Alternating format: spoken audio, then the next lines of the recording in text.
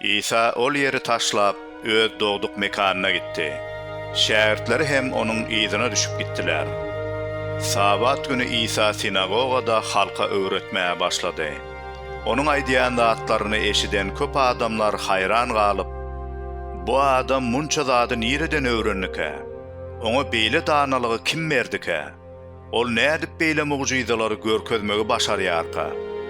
Ol Meryemiň neçär ogly dälmi? Ýogsa da ol Ýakup, ýose Ýahuda we Simon dagyň dogan dälmi näme? Onuň uýalary da biziň aramyzda ýaşaýarlar ahiri. Diýişip, İsa'nın bolşundan nägile boldular. Onsoň İsa olara, Peýgamberiň diňe öz dogduk ýurduny, garyndaşlarynyň arasyna we öýüne gadry ýokdur, diýdi. Ol birnäçe hassanyň başyna elini goýup sagaltmaktan başga ol ýerde hiç bir mugjiza görkezip bilmedi. İsa olaryň imansyzlygyna gen galdy. Şondan soň İsa töwerekdäki obalary aýlanyp wagt etdi. İsa 12 şägirdini ýanyna çagyryp, olary iki-ikiden ýollamaga başlady we olara arwah jynlaryň üstünden ygtyýar berdi. Olara şeýle buyruk berdi: Ýol üçin ýanyňyza hasadan başga hiç zat almaň. Ne çörek, ne torba, ne de goşaňyzda pul, hiç zat bolmasyn. Aýagyňyza çaryk giyin, egniňizde artyk maç eşik almaň. İsa ýene olara: Haýsy öýe barsaňyz, gaýdýan çaňyz şol öýde boluň.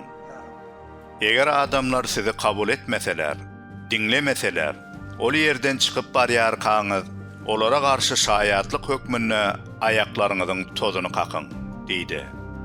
Şunluk bilen olar ýola düşdiler we ähli adamlary toba çagyryp wagt etmäge başladylar. Olar köp arwah jynlary kowyp çykardylar. Ençeme hassalara ýağ guýup olara şifa berdiler.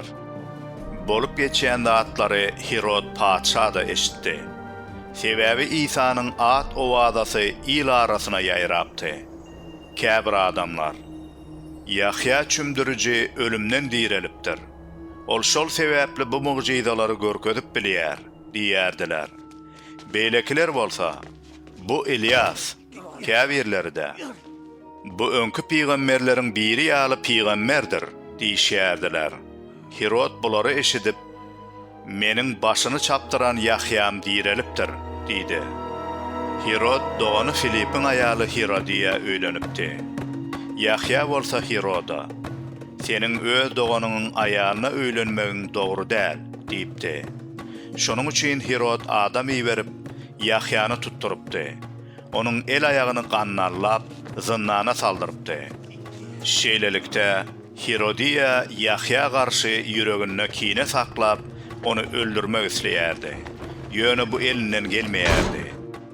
Sebäbi Herod Yahyanyň dogry hem mukaddes adamlygyny bilip, ondan heder etdi we onu gorady. Onu dinledigiçe howsala düşýärdi. Emma şonda da höwes bilen dinlärdi. Bir güni amatly pursat gabat geldi. Herod öz doglan güni münasibetli köşk emeldarlaryny, müňbaşylary we jeliläniň tanymaly adamlaryny çagyryp toý tutdy. Herodiýanyň gyzy içeri girip, tans edip, Herodyň we onuň mihmanlarynyň göwnüni çaglady. Paça gyza, "Eslän zadyňy dile, saňa bereýin," diýdi. Onsoň ant içip, paça ýene-de, "Menden näme dileň bolsa aýt. Şalygymyň ýarysy da bolsa, saňa bererin," diýdi. Gyz hem daşary çykyp ejesinden, "Näme dileýin?" diýip sorady. Ol hem, "Yahya çümdürüjiniň başyny," diýip jogap berdi. Gyz dessine paçanyň ýanyna ylgap geldi-de, "Häziriň özüne Yahya çümdürüjiniň başyny bir tabakda goýup, maňa bermeňi isleýärin," diýdi. Paça gaty tukatlandy. Emma mihmanlaryň ýanyna ant içen soň, gyzyň dilegini bitirmän ýzyna gaýtarmak islemedi. Dessine bir jellady ýollap, Yahyanyň başyny getirmegi buyurdy. Jellat barıp, zynnana Yahyanyň başyny çapdy. çapılan başı bir tabakta getirip qıyda verdi. Qıyz da onu ejesine eltip berdi. Yahya'nın şähertleri bunu eşidip, onun cesedini ekittiler ve onu bir mazarda jayladılar.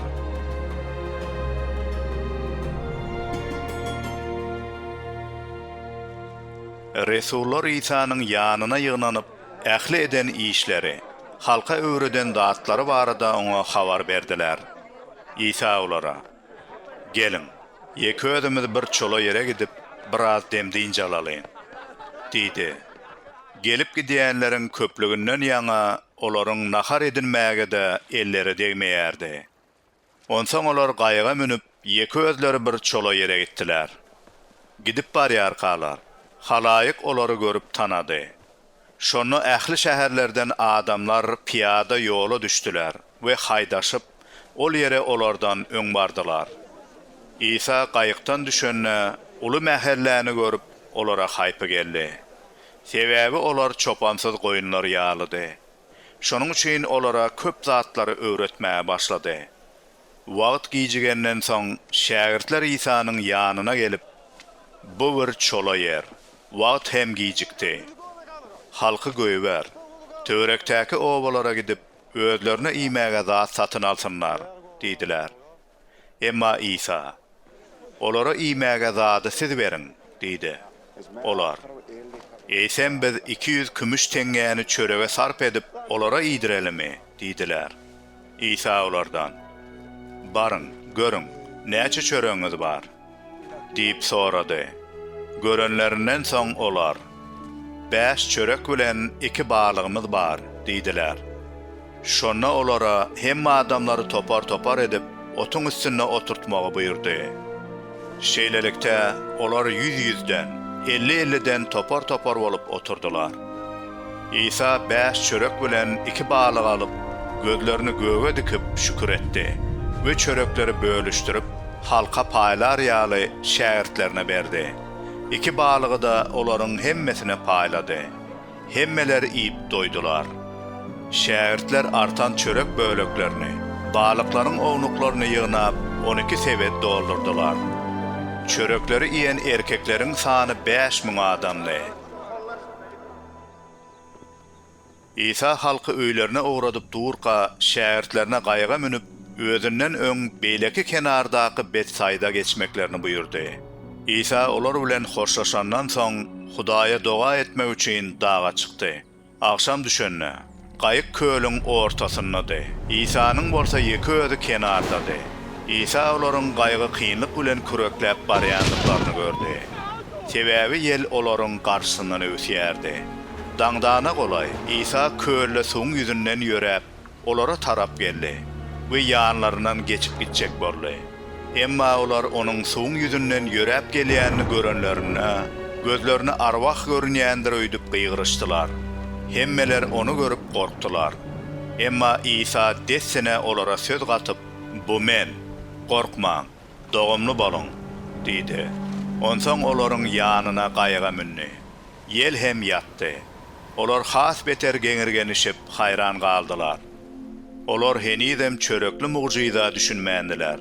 Bu olaryň aňyna baryp ýeten okdy. Olar köýüň beýleki tarapyna geçip Ginnesareta gelip ýetdiler we ol ýerde gaýgy bagladylar. Gaýykdan düşen batlaryna halk İsa'ny tanady. Adamlar ylgaşyp şol töwerekdäki ýerlere boydan başa aýlandylar we hassalaryny düşekleri bilen İsa'nyň ýanyna getirdiler. Olar her sapar İsa'nyň nire dedigini eşitdiler, hassalaryny şol ýere getirip başladylar. İsa nire varsa, owa bolsun, şäher bolsun ýa-da şäherçe. Adamlar hassalary meýdanlarda ýatyryp, diňe doğanyň syýyna ellerini degirmäge ruhsat etsin diýip oňa ýalbarýardylar. Oňa el degirenleriň hemmesi de şifa tapýardy.